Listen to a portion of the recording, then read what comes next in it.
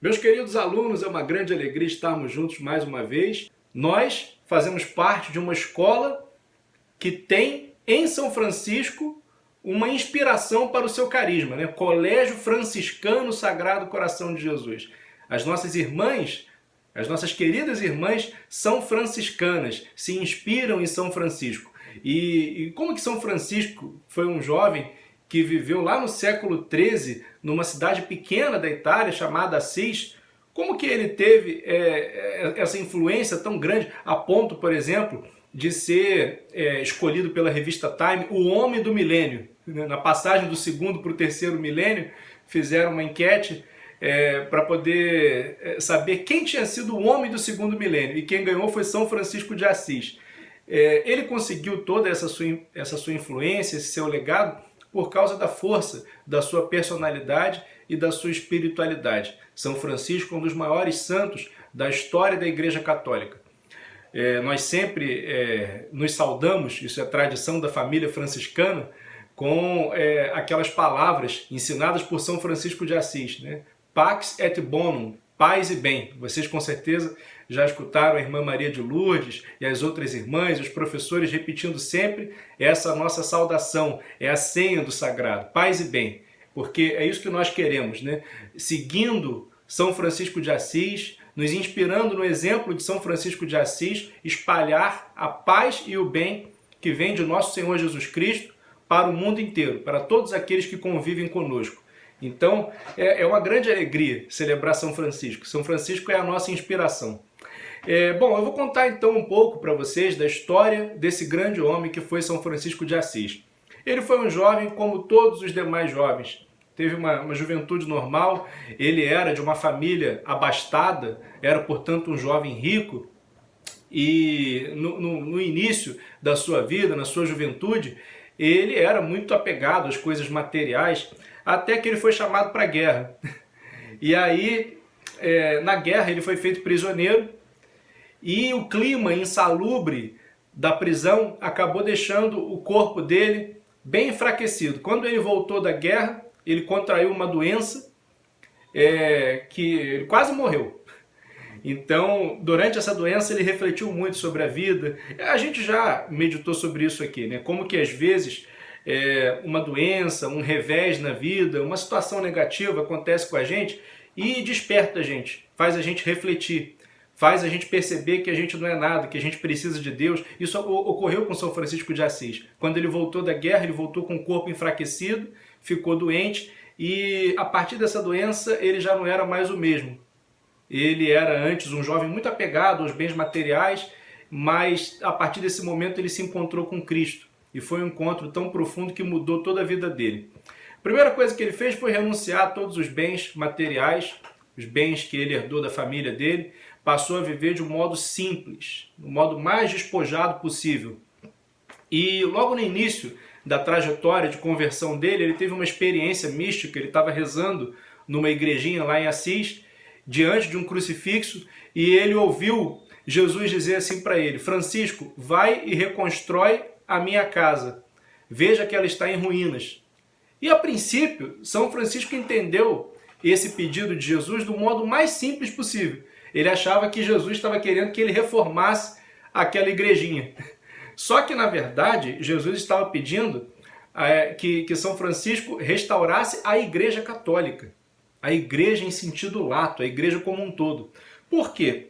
Naquele tempo, século XIII, pontificado de Inocêncio III, foi o auge, talvez, do poder temporal da igreja. Então, muitos clérigos, muitos padres estavam mergulhados numa vida de luxo, de ostentação, de avareza, muito apego aos bens materiais, e começou a haver uma corrupção de costumes dentro da igreja.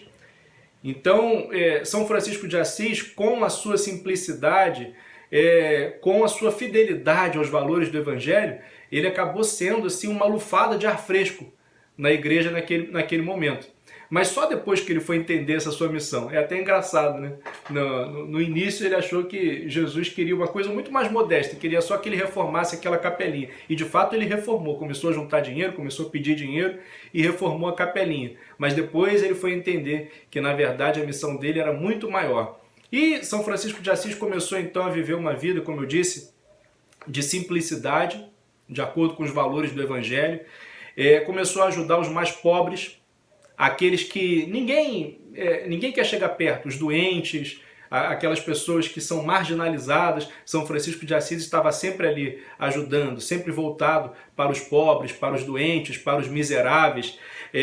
Juntou um grupo de homens que começaram a segui-lo, e mais tarde Santa Clara de Assis, que era uma mulher, também começou a segui-lo, e aí veio o lado feminino, né, da família franciscana, que são as irmãs de Santa Clara, mas a princípio eram homens, e todos eles começaram a viver do mesmo jeito que São Francisco de Assis vivia.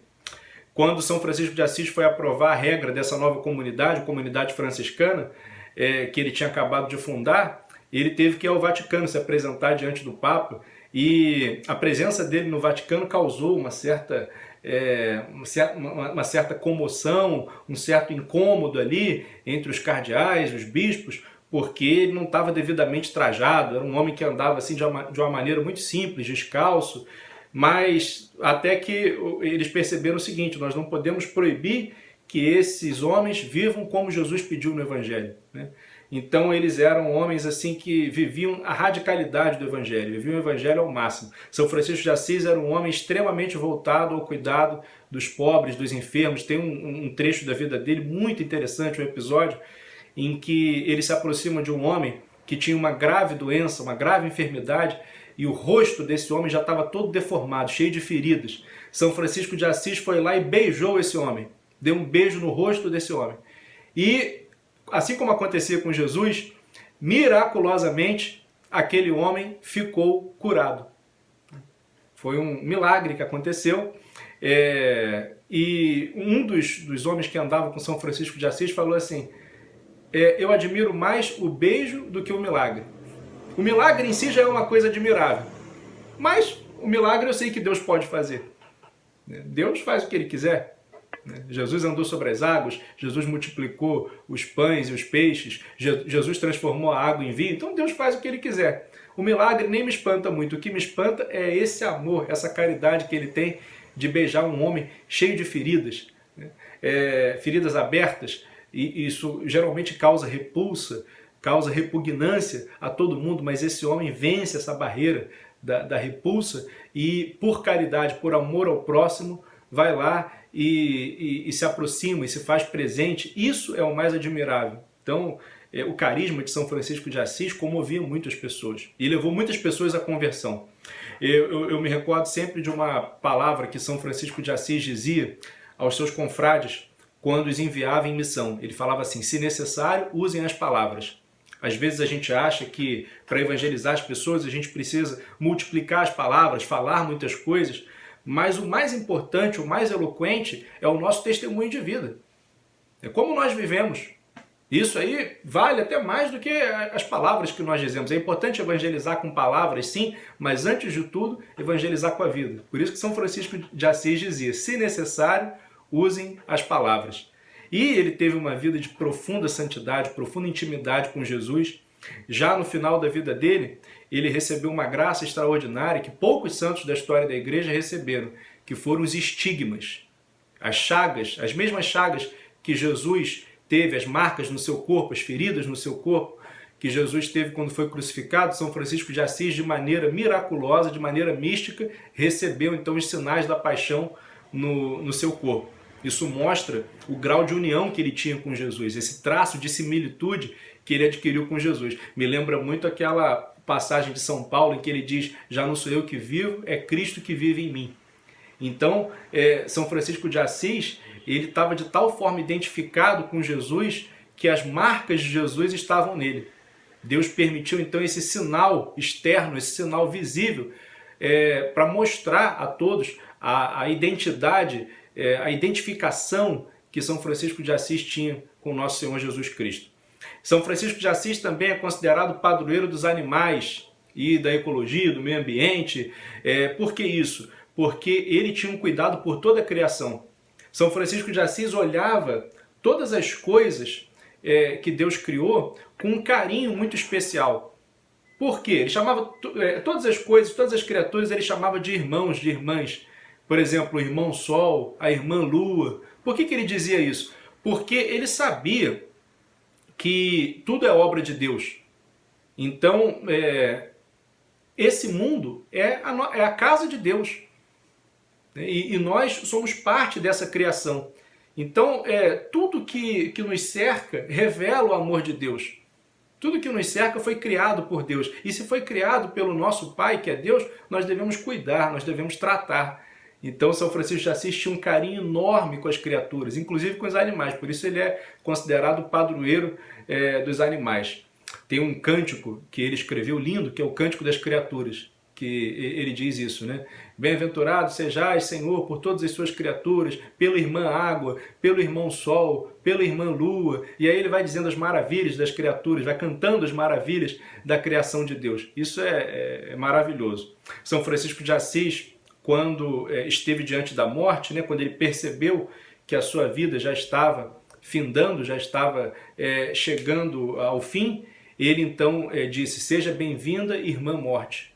Porque nós que cremos em Deus, nós sabemos que a morte não é o fim de tudo. Então São Francisco de Assis, é interessante isso, ele não se desesperou diante da morte. Quando ele viu que ele estava para morrer, ele entendeu que aquele era o momento do encontro definitivo dele com o seu Senhor.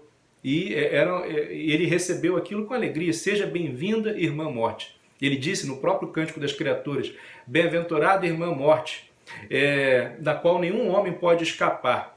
Felizes aqueles que a morte encontra de acordo com a vontade de Deus, porque a esses a morte segunda, ou seja, a morte da alma, não a morte do corpo, né? A segunda morte não fará nenhum mal. Então, nós devemos ter medo, e Jesus disse isso também, né? Principalmente da morte da alma. A morte do corpo, é lógico, todos nós queremos viver, nós não fomos feitos para a morte veio por causa do pecado, existe um incômodo natural, mas a gente deve temer mesmo, antes de tudo, a morte da alma, que é a perda da amizade com Deus. E isso São Francisco de Assis tinha convicção que ele não tinha perdido.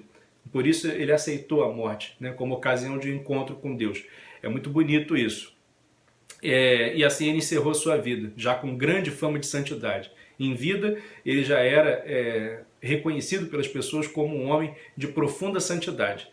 Agora, para encerrar esse nosso vídeo sobre São Francisco, eu vou ler para vocês a oração de São Francisco de Assis, né? Uma oração que é muito conhecida, muito recitada nas igrejas e que é atribuída a São Francisco de Assis. Ele diz assim: Senhor, fazei de mim um instrumento de vossa paz. Onde houver ódio, que eu leve o amor. Onde houver ofensa, que eu leve o perdão. Onde houver discórdia, que eu leve a união. Onde houver dúvidas, que eu leve a fé. Onde houver erros, que eu leve a verdade. Onde houver desespero, que eu leve a esperança. Onde houver tristeza, que eu leve a alegria. Onde houver trevas, que eu leve a luz. Ó Mestre, fazei que eu procure mais consolar que ser consolado, compreender que ser compreendido, amar que ser amado, pois é dando que se recebe, é perdoando que se é perdoado e é morrendo que se vive para a vida eterna. Amém. Que bom seria se nós fizéssemos dessa oração um roteiro de vida, né? Às vezes a gente espera que o mundo seja muito bom para que nós sejamos bons também. Mas o que São Francisco de Assis aqui está dizendo é o contrário. Onde houver ódio, que eu leve o amor. Onde houver ofensa, que eu leve o perdão. Ou seja, eu tenho que ser a mudança que eu espero ver no mundo. É isso que essa oração nos ensina. Então, eu acho que poderia ficar como um conselho de São Francisco de Assis para nós ainda nos dias de hoje, né? Que nós vivamos conforme São Francisco ensinou nessa oração aqui. Que essa oração seja também para nós um programa de vida, né? Que a gente possa imitar São Francisco de Assis e imitando São Francisco de Assis que a gente imite Jesus. Tá bom? Essa é a mensagem que eu queria deixar para vocês no dia de hoje. Um grande abraço. Valeu!